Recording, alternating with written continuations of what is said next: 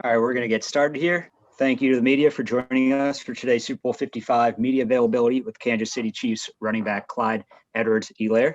To ask a question, please use the raise hand function, and your microphone will be momentarily unmuted.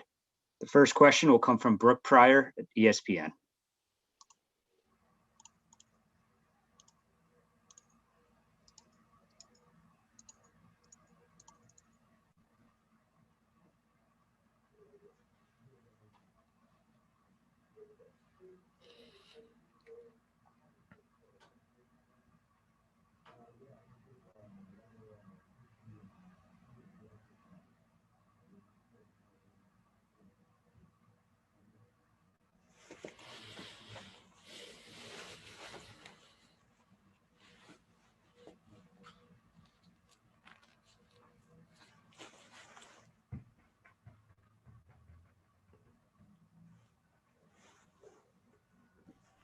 There we go. Sorry, Clyde. I was waiting for the unmute button to pop up. How's it going? Going good. How you doing? Good. I wanted to ask you about Le'Veon Bell and what you knew about him before he joined the Chiefs. And, you know, for a long time, it was him and Antonio Brown for the Steelers. That was the offense. Did you ever think you'd be playing in a Super Bowl where Le'Veon and Antonio Brown aren't playing on the same offense, but they're playing against each other? No, ma'am. Never, never was a thought. Just to think. I mean, I was thinking the other day, and I was messing with Le'Veon the other day about the fact that he got handoffs from Michael Vick, and so we were laughing about that. And it's just the whole, just the whole year, just thinking like, man, all of the knowledge and the small things that I picked up from Le'Veon, just with his years in the league. It's been pretty special having him in the room. Next up, we'll go to Mick Schaefer with KSHB. Hey there, Clyde. 15-0, undefeated national champs last year in college, and now here you are on the doorstep of the Super Bowl. Have you allowed yourself to think about just all the winning you've been able to go through these last couple of years, and how do they compare these two runs in college and pro, getting to the ultimate point? Well, I really haven't had time to really sit and think about it. Everybody's been kind of reminding me of it. So, I try to, I'm not going to necessarily say I try to keep away from it and not think about it. I just try to think about the next game. And I've just been fortunate enough week in and week out for most of those weekends to end in W. So it's been pretty special for me. And also just with the two teams, I feel like it's more similarities than differences between the teams. With me playing on both of them, just the main thing is just the chemistry and just everybody's will to win, and just everybody's just knowing, if I do my 111th while I'm on the field, ultimately good things come from it. So mostly it's just been nothing but positivity and strong, connections between the two teams. Next, we'll go to Eric Wilson with WKII 1070 AM.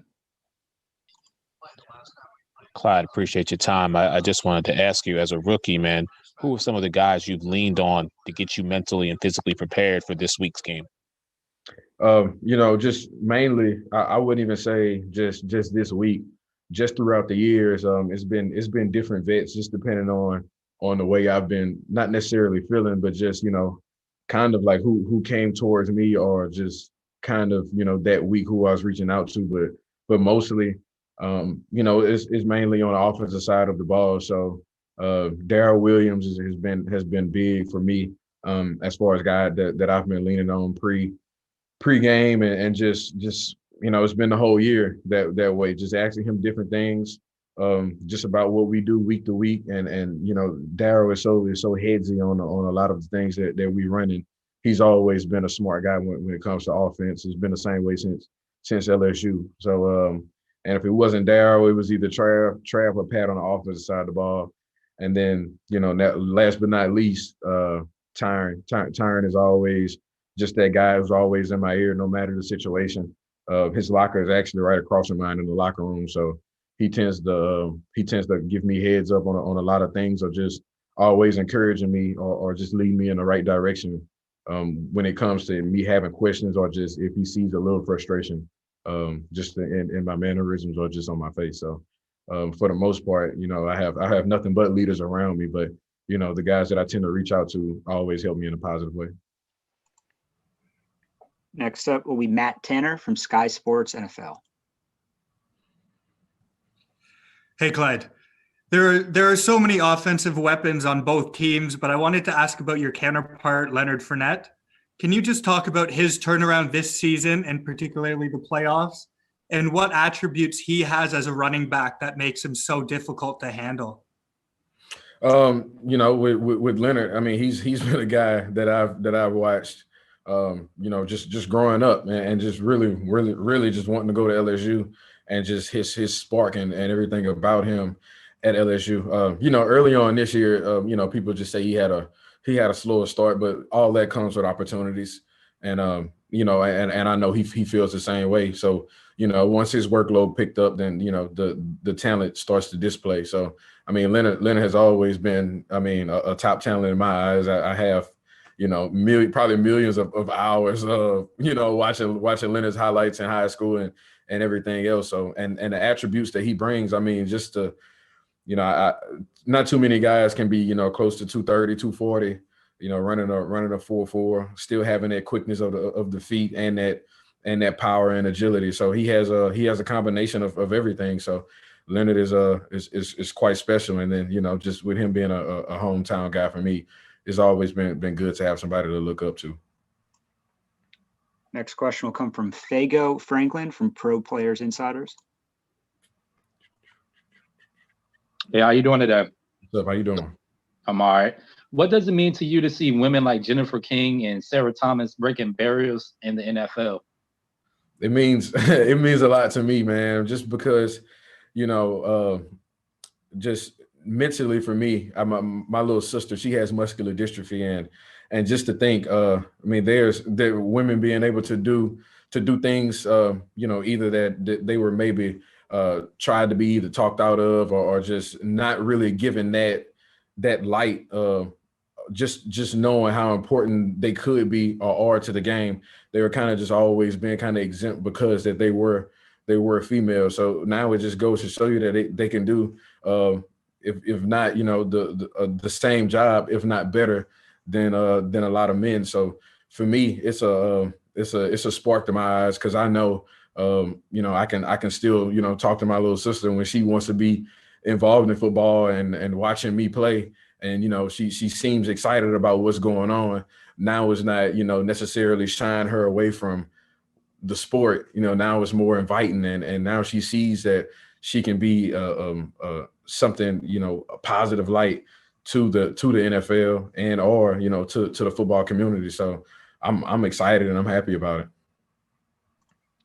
Next, we'll go to Hassan Khan with Time to Football. What's up, Clyde? How you doing? So how you doing?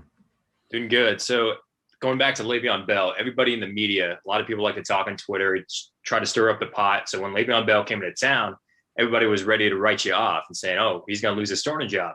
But you saw it more as an opportunity as, hey, this guy can come in and I can learn a lot of great stuff from him. What are some specifics that you learned from Le'Veon Bell's game? And was he someone that you really grew up watching and loving when you played football? The things I picked up from Le'Veon Bell, well, I feel like the biggest thing is just film study and the way that he reads defenses. Le'Veon, he sits in meetings and calls certain things out and can remember a play, the second run period that we had, Miami week, where, he saw a look and it was similar to a look that we were looking at, currently on the film. So, Le'Veon has a, his memory setup is I feel like it's very advanced. He memorizes things, he sees things, he's smart. One of the hardest working guys that I've been around from just a working standpoint. And, honestly, man, Le'Veon, to be truthful, Le'Veon wasn't a guy that I was just always watching. I knew, I heard about him, Michigan State 2-4 hurdling everybody. And I watched his highlights plenty of times, but just, his size, me probably knowing that I wasn't going to be around the same size. I tend to at the time that I was growing up, in that time, I was watching guys, old film, Barry Sanders. I was big on Barry growing up, so that was mostly the film that I was watching. Next, we'll go to Jack Rathborn with The Independent. Hi, Clyde, mate. Well done on a fantastic rookie season, man. Appreciate it. You were on a national championship winning LSU team and then drafted by the Chiefs, who of course won the Super Bowl last season and have returned this year. Have you noticed any sort of shared intangibles between Joe Burrow and Patrick Mahomes? The main things that I would feel is, comparable, is just the fact that the way they prepare, man. Two guys that prepare, top level. Pat is always, you always see Pat on that iPad or flipping through pages in this book just to figure out, what's the next thing or what's the next thing that he can be, over the top or just prepare for any situation that can possibly show its face. Pat's always preparing for it. And it was the same way with Joe. Joe was exactly the same way, and he was the same way, the all 3 years that I played with him. So it was pretty special to see and feel, that I was going through the same transitions and seeing the same things, from my quarterback that I went 15-0 with and down, that I was, with Pat with. It was nothing that I wasn't expecting that, Pat was the MVP of the Super Bowl, and, they had previously won the Super Bowl. So, I wasn't like expecting anything less, but it was just a sight to see that I was fortunate enough to be selected on a team that has the same, kind of the same building blocks that I've always been on. Next up is Charles Goldman from USA Today. Hey there, Clyde. How are you doing? How you doing? So you and Darrell Williams go way back to LSU. I'm just wondering, what did it feel like, I guess, to see him kind of pick up the mantle a little bit when you were dealing with injury these last couple of weeks and heading into the playoffs? I would say it was the same way I felt when Darrell got his opportunity to start against Alabama my freshman year at LSU. He completely went off. Was probably the first time that I actually seen a running back get positive yards in a game against Alabama for us within the last couple of years. It just makes me smile. It made me happy. It was the same way watching him tote the pill for us recently. I mean, Darrell is somebody that I've always looked up to since the first day I met him. He was always a guy who not only was in telling me, the right things to do, but was inspiring the fact of, his entire story. So, I feel like we went in the same. Darrell has always been a guy who's just been there for me, and I owe a lot to him just because he's kind of molded me in a guy from the get-go to understand plays and to look at things differently. And that's what he told me, coming into college. So, Darrell, it's like a real legit older brother to me, and he's been guiding me the whole way. So it was, special for me to know that he was going to be in a room with me. We'll go to Ryan Stern at backsportspage.com. Hey, Clyde, appreciate your availability for this. Yes, sir. Now, this is a team that was in the same spot last year. What questions have you asked some of your teammates to help you prepare for this biggest game of your life this Sunday? Probably some of the same questions that I was asking before the first game of the season.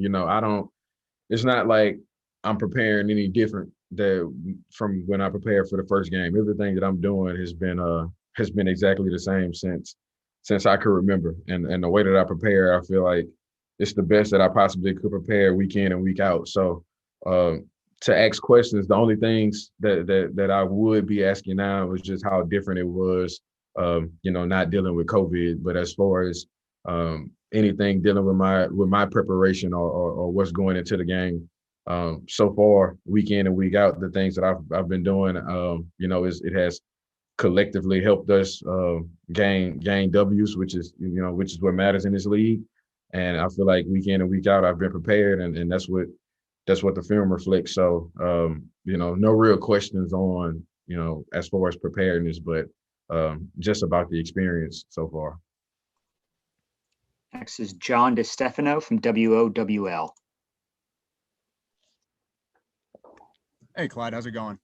So how you doing? The Bucs showed the importance of ball control last week in keeping a potent offense off the field. What has your preparation been like as a major part of the running game to not only be able to score, but to stay on schedule and control time of possession? My thing is to execute the plays that's called and really to understand, time and situation in the game.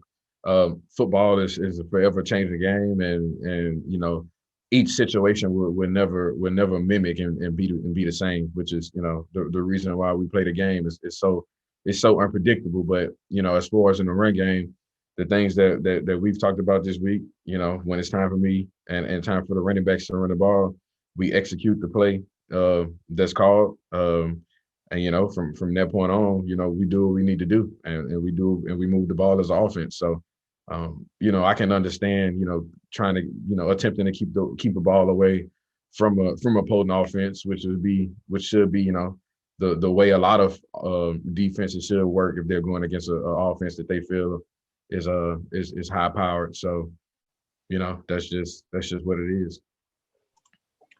Next is Alexander Spur from Skyboat News.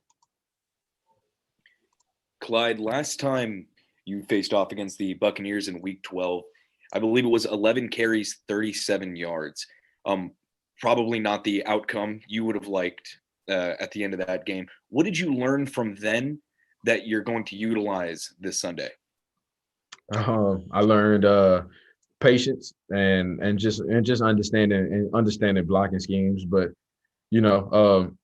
ultimately with that game and the way that things were going, just being able to have a defense who's so obedient to the run game and with their front seven and so honoring to the run game, to not be ran upon is big for that defense. So it wasn't the outcome that I expected.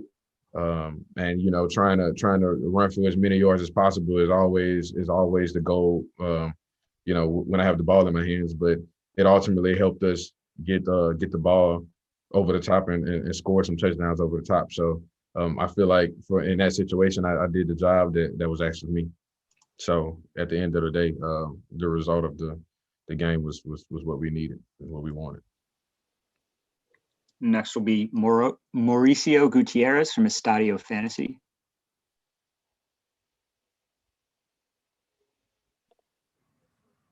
Hello, Clyde. How are you? Congrats on making it to the Super Bowl. Yes, sir. Thank you. Can you tell us how it's been for you the transition from college to the NFL, and especially to Reed and Bieniemy's offensive system? I would say the biggest transition at first was just picking up the calls and just understanding plays before the actual play is called, and just seeing how fast the opposing defenses move before a call, and just understanding what the defense is in before we actually run the ball or run the actual play. But as far as picking up the offense, I mean, with dealing with COVID and everything, I really didn't have anything else to do but learn the playbook and study the playbook. I mean, I was quarantined and doing the things that we were supposed to do as far as requested from the NFL. So the only things that I could do was go home, and then when I was bored, I studied my plays or play with my dogs. So to pick up on the plays wasn't too hard. The only thing was just getting timing down and everything on the field once I got the plays in my head. Next, we'll go to Sam McDowell with the Kansas City Star. Hey, what's up, Clyde? What's up? I wanted to ask you two things, kind of same related. Just some personal questions, and I guess I would just preface it by saying as much as or as little as you're comfortable with. But what did your stepdad mean to you growing up? What kind of role did he play in who you are now? I mean, he raised me. You know, he's my dad. He's been there. He was there. He changed my diapers. He did the whole 9 yards. So, you know, he played the role of my dad. So I mean, I really can't say anything, you know, other than that. I mean, special. I mean, but as far as having a father figure in my life, that's what he played. So I mean, I can ramble on about it. You know, him bringing me to practice and him, you know, teaching me, you know, all these things. But you know, we can go on for hours about that. So I mean, he was there since I was 6 months. He changed my diapers. He did the whole 9 yards. So he did what was, you know, not necessarily what was asked of him. He did something that he didn't have to do. But ultimately, he raised me to be, you know, who I am today. Next, we'll go to Peter Clark with Syracuse University. Hey, Clyde. So I wanted to ask about, I know you weren't on the field, but the 4th down call last week and the aggressive play calling all year, what does that mean to you as a player that your coaching staff has confidence in you guys to convert those? It goes to show you that not only does the coaching staff have confidence in the plays, but, you know, have confidence in the players to execute the plays that's being called. And you know, knowing that, having that confidence, if I call this play, you know, my guys are going to go out there and do exactly what I'm picturing in my head or what I feel will work. So, you know, it's just a good feeling to have and just understand and know that the coach not only, you know, trusts an individual, but he trusts us as a unit and a whole. Next, we have Raphael Haynes with the 3-point conversion. Hey, Clyde, Raphael from the 3-point conversion. This is basically media night, so we have to ask you some media night questions. I want to ask you first, what was your mama I made it moment when you first got in the NFL? And I have a follow-up. I would say honestly, man, when I you want like football related or just football? You give me both, football related and give me both. I would say when I was able to just have my mom just kind of tell me, you know, whatever she needed or whatever needed to be done. You know, anything that needed to be done just around the house or just for my little sister, little brother, any tuition, anything that I can possibly do to just help my mom financially.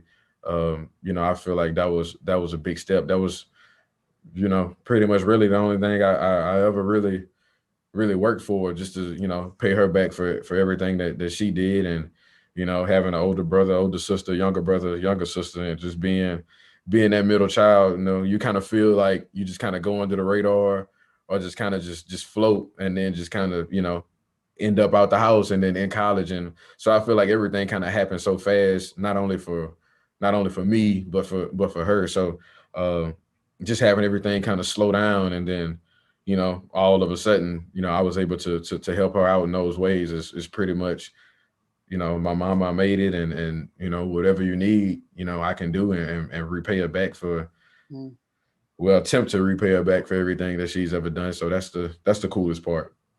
Right. And that's cool. And then what was your welcome to the NFL moment on the field? Welcome to the NFL moment, fall camp.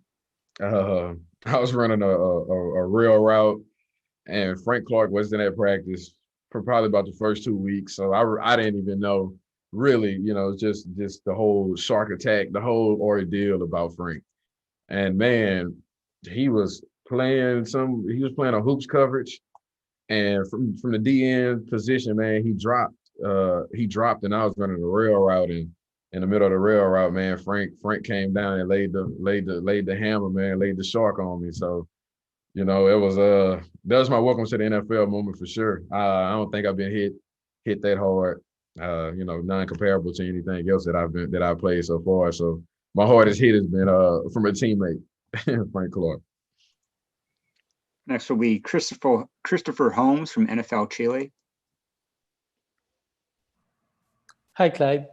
What's up, just wanted to know, for you as a player, what makes the Bucs defense so hard to run against? Oh, well, I mean, they have a legendary front seven. I mean, you have JPP, you have, Sue, you have K Mint, you have Devin White, who's running lateral. You have Shaq. You have so many guys up front who just, have that penetration and have that they have that run stopping ability. And when you have so many guys that have, that has a run stopping ability, what else are you going to do? But stop the run when it's a run. So, they have a good ability of playing schemes, playing gaps, filling gaps, and then rallying to the ball. They're top in the league on seeing guys run to the ball, watching the film. I mean, you're seeing guys getting tackled, and then not even a couple seconds later, you're still seeing guys flying over the pile who are already in pursuit, who are trying to get to the ball. So, very fast defense, sideline to sideline, and very good at stopping the run. Next, we'll go to Rod Walker with the Times-Picayune. Hey, Clyde, I just want to ask you, what did growing up in Louisiana, what did it mean? Just how much did you look up to guys like Tyron and Leonard Fournette? Man, looking up to those guys is pretty much everything you kind of live for growing up in Louisiana. I mean, like I was saying earlier, man, Tyron's locker is right in front of mine, and sometimes he gets so fired up. He'll be in there. He'll be like, "Man, you gonna see that Tyron that you grew up watching," and you hear those things, and then you start to think like, man, like this is actually who that is, the guy that you kind of who made you want to play in Tiger Stadium, who made you who kind of gave that extra spark each week. To see what he does, you want to go back out there and try to one up him in the game that you had that week. So, having guys like Tyron, and then Leonard, the number one player out in high school, and then I was in high school at the time, an 8th grader. So, just watching him run all over guys in Louisiana, I wanted to do the same, and with him playing the same position and going to the school that I feel like ultimately I wanted to go to. It felt at home to watch him just do the things that he was doing. So for me, all this is exciting and surreal to a kid who's only 21 years old. So it's pretty cool to me. Next is Ron Snyder with KADN. Hey, Clyde, miss seeing you at LSU, but congratulations on a great rookie year. I just was going to ask you, on the LSU note, one, what does it mean just to have so many LSU players in this game? And two, I asked a couple guys on the other side the same question. What's your sales pitch to convince fans in Louisiana to root for you instead of the other side?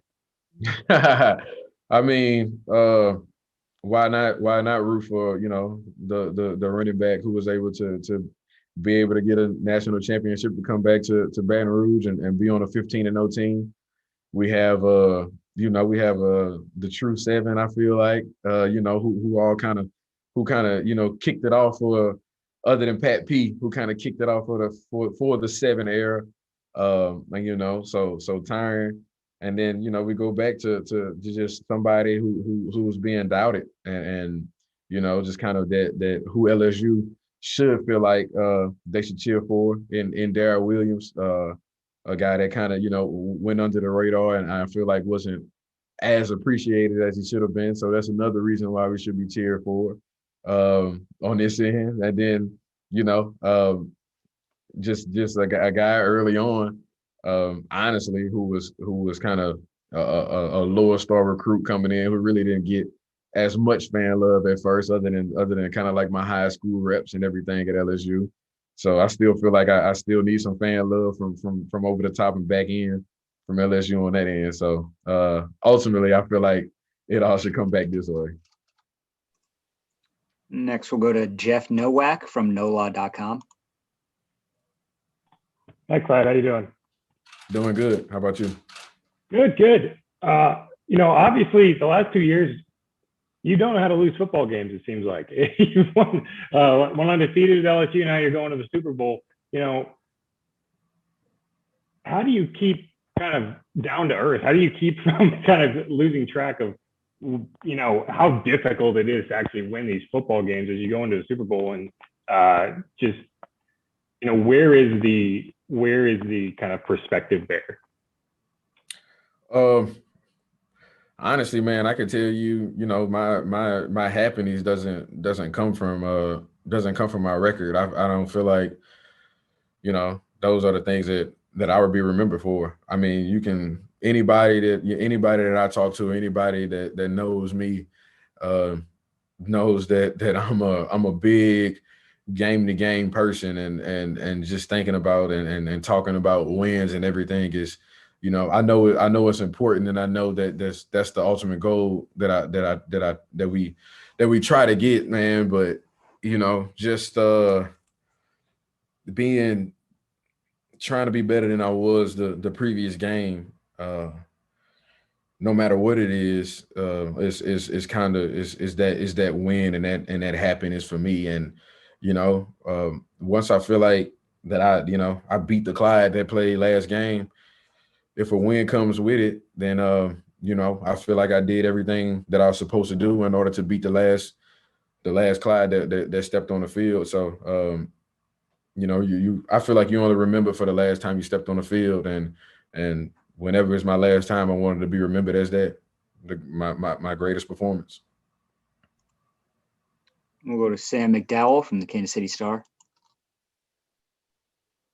Hey, Clyde. Sorry, I wanted to ask you a follow-up on that earlier thing as well. Just over the past few years, how has your bond and your relationship with your biological father grown? Oh, it's been great. I mean, if he's not calling me every day, it's every other day. So it's cool. He comes to games. Everybody comes to games when they're available and when they can. It's like a normal father to son relationship, and the things that we have in common. With him, I know he's big into cars, and I'm big into cars. So a lot of our conversations kind of take off from that. And then, from whatever else we fall into, asking about days and how they going, and, that's pretty much it. So I have the opportunity to have, two father figures who, not too many people are fortunate enough to say they have two dads. We'll go to Mick Schaefer with KSHB. Clyde, perfect segue. Was wondering if you could catch us up on which cars you're working on. I know the pandemic maybe gave you some more time to do that, and you're kind of a homebody anyway. If you got a special one you're working on now, and any big game that you brought in from any hunting you've done. Man, currently, man, my one of my headlights went out on my Camaro, my '69 Camaro. So I have to go back to the house later on today and mess with that. And then my Chevelle, man, I'm working on my Chevelle. I have a '70 Chevelle that I'm under the hood on right now. Pretty much tying up all the little things, all the wiring, all the things that kind of makes the car pass inspection, all the signals, all the spark plugs, the whole 9 yards with that. So, knocking that out right now. And as far as big game, man, hunting I haven't been able to do this year. It's been pretty upsetting for me. Getting all these videos back home, my buddies, they duck hunting and, smacking them, getting some ducks, knocking some ducks down. I can't even enjoy, any duck poppers. I haven't knocked down a deer. I haven't did any hunting. So, as soon as I get back home, I'm gonna try whatever I can get my hands on hunting wise, legally. Then I'll be on it. We'll go to Roderick Curitin from Fully Loaded Podcast. Hey, Clyde, Roderick from Fully Loaded. When Mahomes texted and said CEH on draft night, what was going through your mind before and after that fact? Beforehand, I was still kind of in shock. Not even thinking like, oh, you're going to the Chiefs. Just even the fact that I was drafted, I wasn't even in the mindset of being drafted on the first night. And then, once story kind of got around that Pat's that Pat hit up Veach and texted him back and he wanted me. I mean, that's what made me feel like, okay, this is the organization that I'm gonna do whatever in my power, whatever I need to do to make it happen. Because, obviously I was in the top, but just knowing Pat and knowing just how long Pat's going to be around, him wanting to have me around for this, probably for me was the biggest plus, and the biggest reason to just feel like I was at home. So afterwards, it was a great feeling. Next, we'll go to Angel Wells from NABJ Sports. Hey, Clyde. Being a rookie and appearing in the Super Bowl in your first NFL season, what do you do to calm your nerves while you compete in football's biggest stage? Man, I'm not gonna say necessarily I'm a nervous person, but I'm kind of a nervous person, so I tend to have the same routine, just to knock my nerves down. My go-to song that kind of calms my nerves is slow, but it's Too Much by Drake, and usually I listen to that before I go out on the field, and I feel like it calms me down. It calms my heart rate, lowers my heart rate, and kind of slows me down because it's a slower song. And I'm not a real big hype person before the game, so just being able to get my nerves down helps me. Not only help me for this game, but it helps me for all of them. Next will be Dylan Jesperin from TV Sports. Hey, Clyde, congratulations. Sure, appreciate it. You're one of multiple LSU players on the field. I wanted to know what it meant to you, what LSU brought to you that you think helped you and so many guys get to this stage, and what lessons from your guys' run last year are you going to bring to this game this Sunday? The biggest things, I feel like LSU helped me with just to this point, preparation and the way I compete. Every day I went to, if not workouts, practice, study hall, whichever it was, I was going to compete. And that's what it was at LSU. And that's been my mentality ever since: compete. And, that's the best part about it. That's what helped me. That's what helped me get to this point. I by being competitive, and it's helping me, stay at this level. So that's the best part. And, the second part of your question, I'm sorry, I forgot it.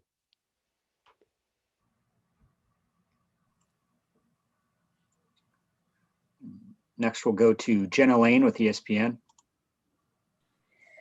Hey, Clyde, from your vantage point, the fact that you're a rookie and you didn't get to be part of this last year when your teammates were there, how much do you find yourself kind of listening to their stories about what their experience was like, their full Super Bowl experience, compared to what you get this year? I didn't know if at any point you kind of listen to that and you're like, man, I really wish we could be there for the full week and actually get a real Super Bowl week out of this.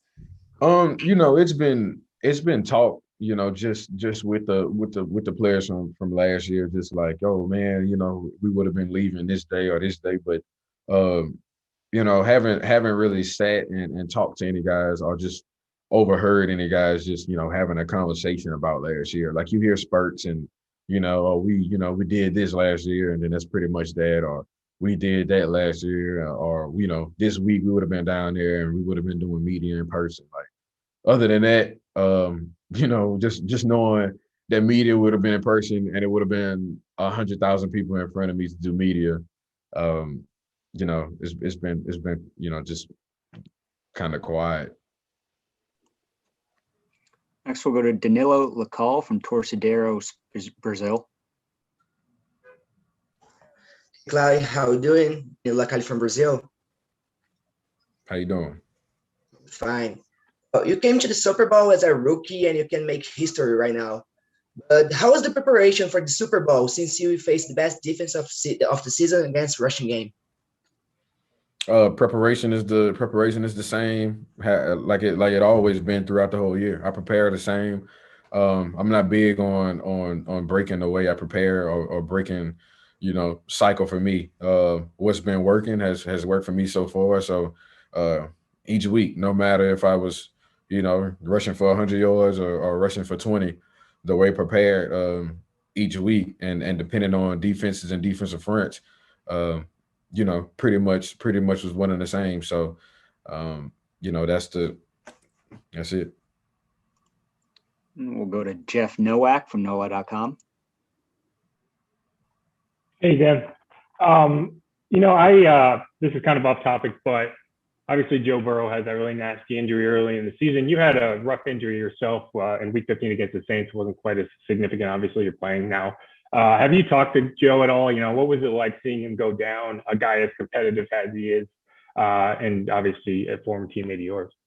Yeah, I mean, I probably talk to Joe, if not once every week, probably once every 2 weeks. So we stay in contact, and I mean, it's one of my best friends. So I mean, to have a guy, to see him go down the way he did, I mean, it hurt me, and I mean, it's as simple as that. So being able to find out, immediately, I'm texting his brothers and texting whoever I can.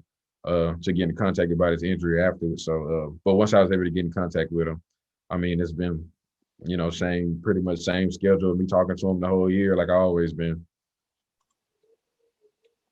Next, we'll go to Paul Boron. Hey, Clyde. Paul Boron from Cox Sports Television in Louisiana. I know you've been asked about LSU guys in this Super Bowl, but it's been 20 straight years that LSU guys there's been at least one LSU player in the Super Bowl. Can you talk about just the sustained success in the NFL by LSU players? Yeah, I mean, it goes to show you, the things that we are learning and the things that's being instilled into LSU players are kind of